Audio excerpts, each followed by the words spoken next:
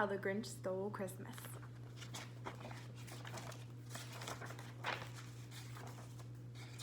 Christmas in April. Every Who down in Whoville liked Christmas a lot.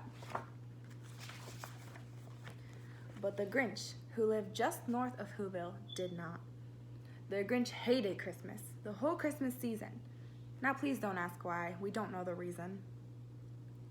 It could be his head wasn't screwed on just right. It could be, perhaps, his shoes were too tight. But I think the most likely reason of all may have been that his heart was 2 sizes too small. But whatever the reason, his heart or his shoes, he stood there on Christmas Eve, hating the Whos, staring down from his cave with a sour, grinchy frown at the warm-lighted windows below in their town. For he knew every Who down in Whoville beneath was busy now, hanging a mistletoe wreath. And they're hanging their stockings, he snarled with a sneer. Tomorrow is Christmas, it's practically here. Then he growled with his Grinch fingers nervously drumming, I must find a way to stop Christmas from coming. For tomorrow, he knew. All the Who girls and boys would wake bright and early. They'd rush for their toys. And then, oh, the noise, noise, noise. That's the one thing he hated. The noise, noise, noise.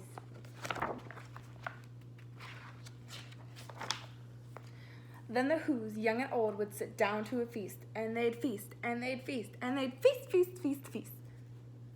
They would feast on Who pudding and rare Who roast beef, which is something the Grinch couldn't stand in the least.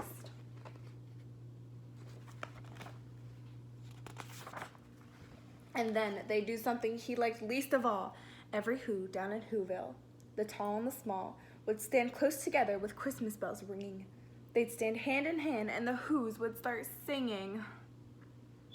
They'd sing, and they'd sing, and they'd sing, sing, sing, sing. And the more the Grinch thought of this Who Christmas thing, the more the Grinch thought, I must stop this whole thing. Why, for 53 years I put up with it now. I must stop this Christmas from coming. But how?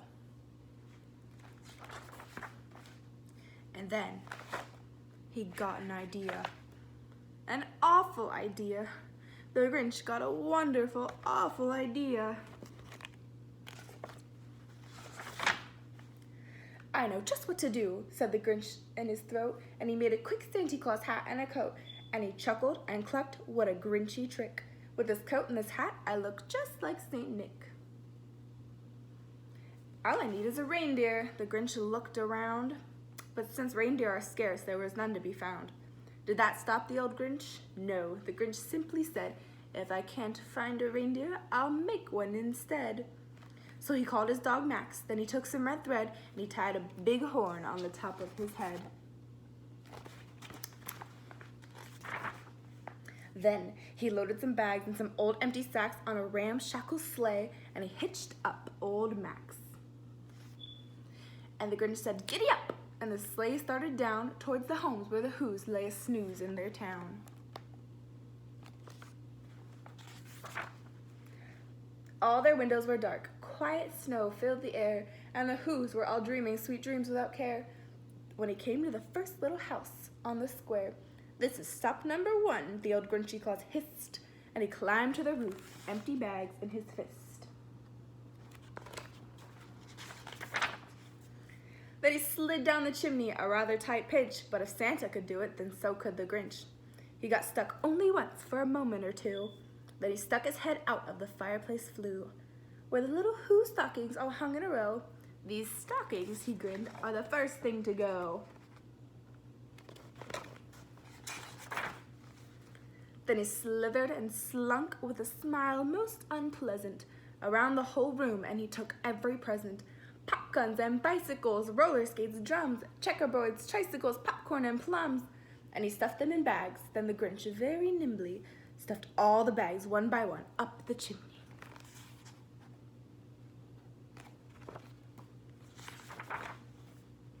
Then he slunk to the icebox. He took the Who's feast.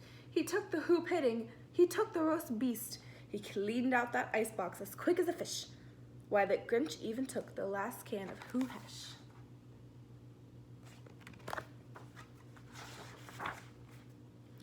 Then he stuffed all the food up the chimney with glee. And now, grinned the Grinch, I will stuff up the tree.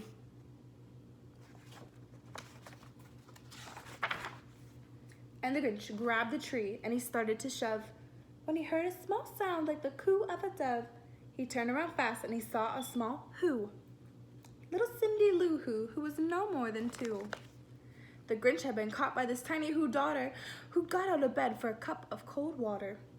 She stared at the Grinch and said, Santa Claus, why are you taking our Christmas tree? Why? But you know, that old Grinch was so smart and so slick.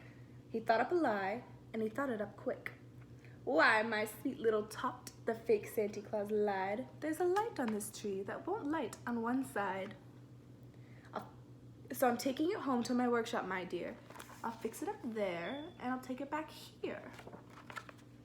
And his fib fooled the child. Then he patted her head, and he got her a drink, and he sent her to bed. And when Cindy Lou Who went up to bed with her cup, he went to the chimney and stuffed the tree up.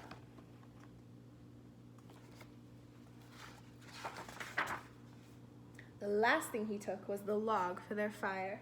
Then he went up the chimney himself, that old liar. On their walls he left nothing but hooks and some wire. And the one speck of food that he left in the house was a crumb that was even too small for a mouse. Then he did the same thing to the other Who's houses, leaving crumbs much too small for the other Who's mouses. It was 15:15 dawn, all the Who's still abed, all the Who's still a snooze, when he packed up his sled, packed it up with their presents, the ribbons, the wrappings, and tags, and tinsel, the trimmings, the trappings. 3,000 feet up the side of Mount Crumpet, he rode with his load to the tip-top to dump it. Pooh-pooh to the Who's, he was grinchishly humming. They're finding out now that no Christmas is coming. They're just waking up, I know just what they'll do. Their mouths will hang open a minute or two. Then the Who's down in Whoville will all cry boo-hoo.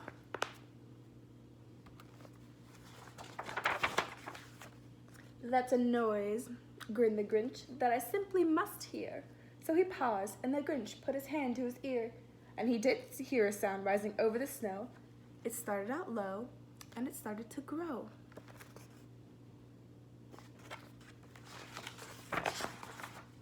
But the sound wasn't sad. Why, this sound sounded merry.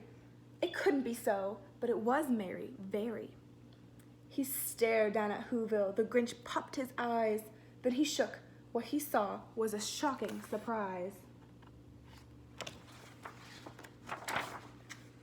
Every Who down in Whoville, the tall and the small, was singing without any presents at all. He hadn't stopped Christmas from coming. It came. Somehow or other, it came just the same.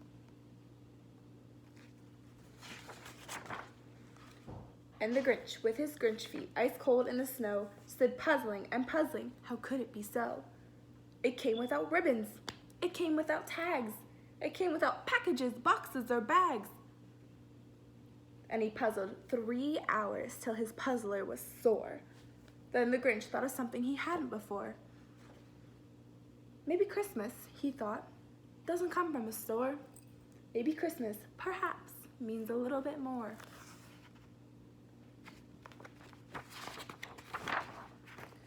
And what happened then? Well, in Whoville, they say, the Grinch's small heart grew 3 sizes that day. And the minute his heart didn't feel quite so tight, he whizzed with his load through the bright morning light, and he brought back the toys and the food for the feast, and he, the Grinch, carved the roast beast.